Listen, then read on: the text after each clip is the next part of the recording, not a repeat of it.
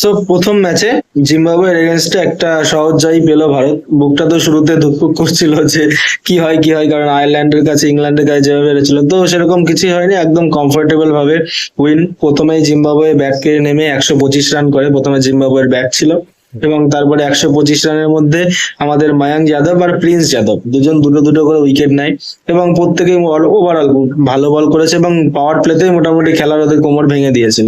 এরপরে ব্যাট করতে নামে ভারত, ব্যাট করতে নামে অভিষেক শর্মা তো সে অর্থে কিছুই করতে পারেনি, 1 রান করেছে মাত্র। ভাইবা সূর্যবংশী 50 করেছে, এবং ইয়াংগেস্ট ক্রিকেটার হিসেবে ইন্টারন্যাশনাল টি20 ম্যাচে ইয়াংগেস্ট ক্রিকেটার হিসেবে 50, 19 বলে মাত্র 50। এরপরে শ্রেয়াস আইয়ার আর ঈশান কিষান দুজন মিলে সামলে নিয়েছে, তো ভারত 7 উইকেটে ভালোভাবে খেলা জিতে গিয়েছে। তো এমন কিছু সমস্যা হয়নি, দেখা যাক। ভিভিএস লাক্কানের প্রথম ম্যাচটা খুব ভালোই গেল।